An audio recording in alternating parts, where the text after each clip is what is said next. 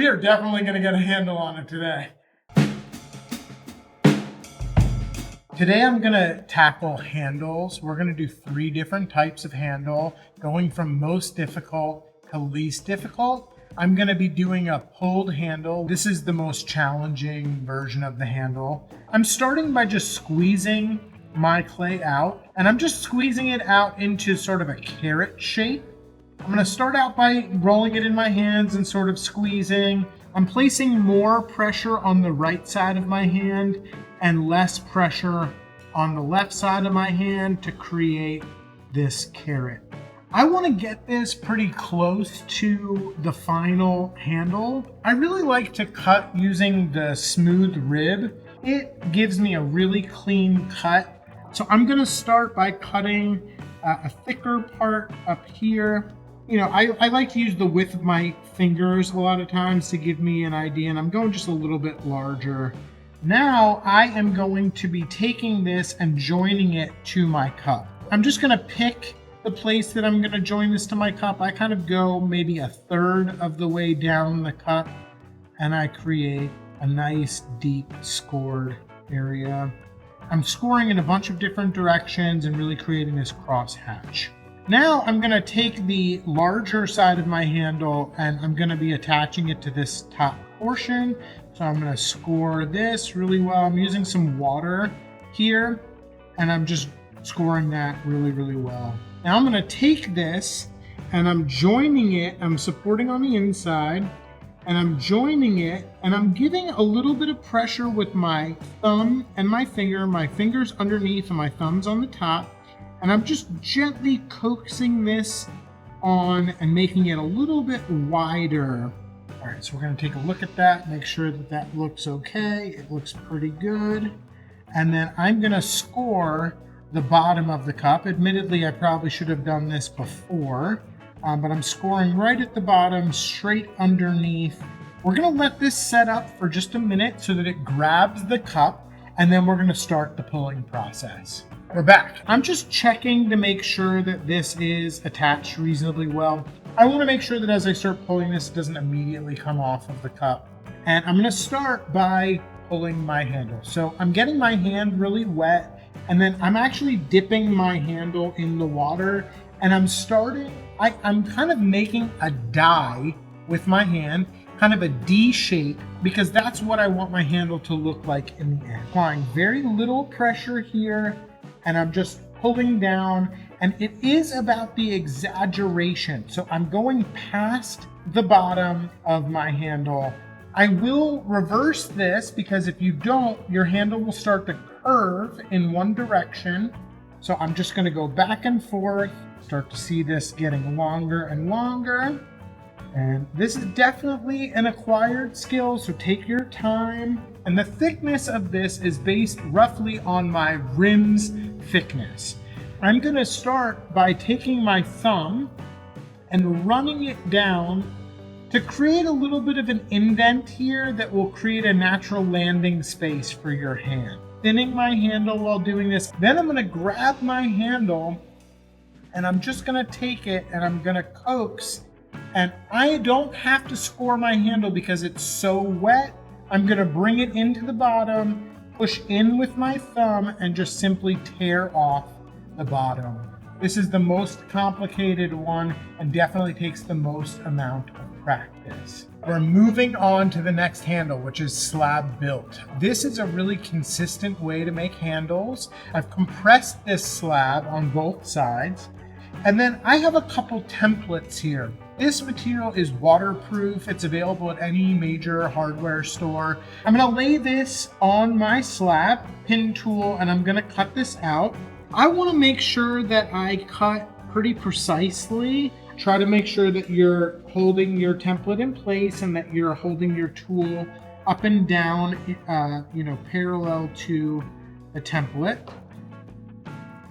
A lot of times people just take this and they stick it on the side of their cup and it looks bad.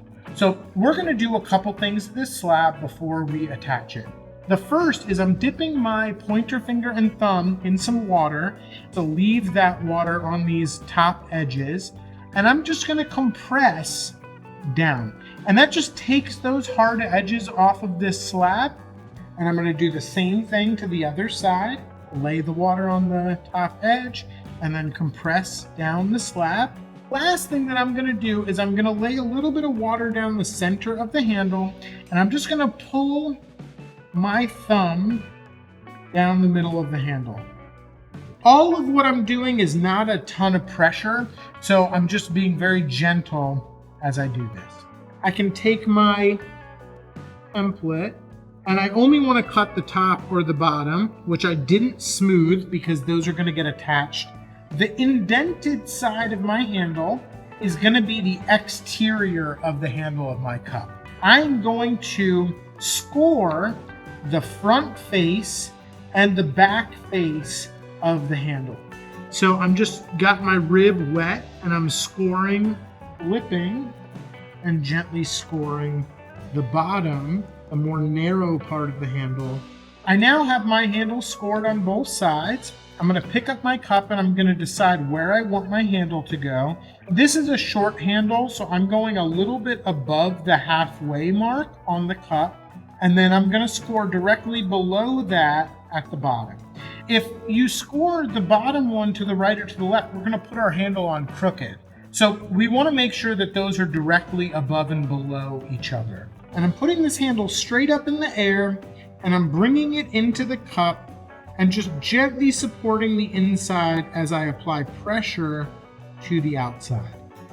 You could play with different ways. I'm just gently sort of encouraging this to go diagonally into the cup.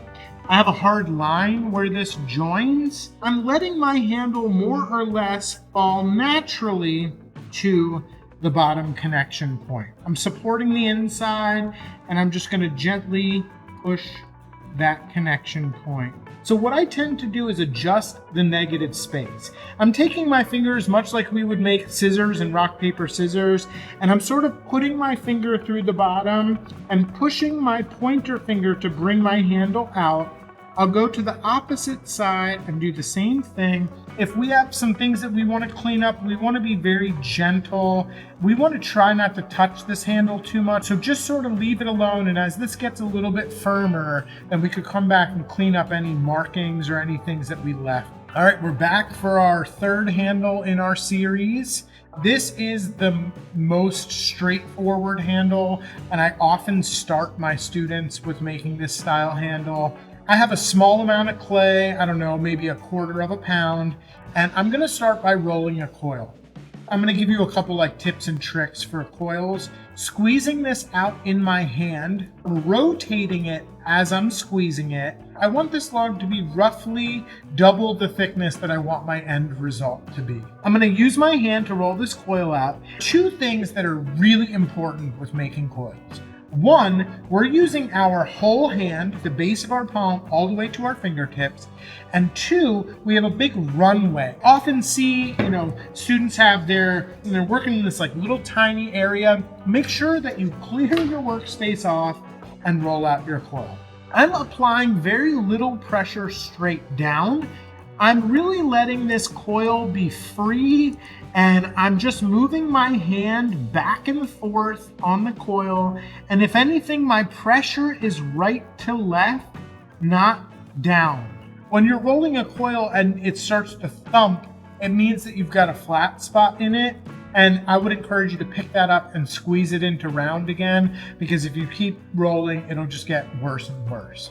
I've got my coil rolled out. Now we're gonna take this and we're gonna sort of bend it into a handle shape. So I'm gonna take it, bend it into the handle, using my serrated rib, which as you get to know me better, you'll realize is my absolute favorite tool. And I use the straight side of this to cut my handle. I'm gonna cut through both at the same time, holding this straight up and down, which cuts off my pieces and makes for a really crisp cut. I can take this handle and I can set it upright. We might want to let this set up till it gets to about leather hard before putting it on.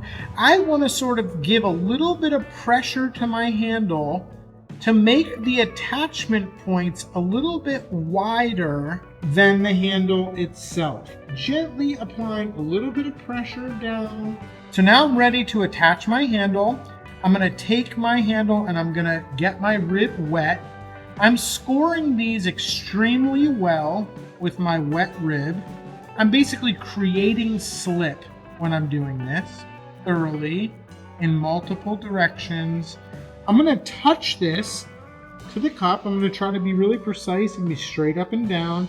Take my handle away.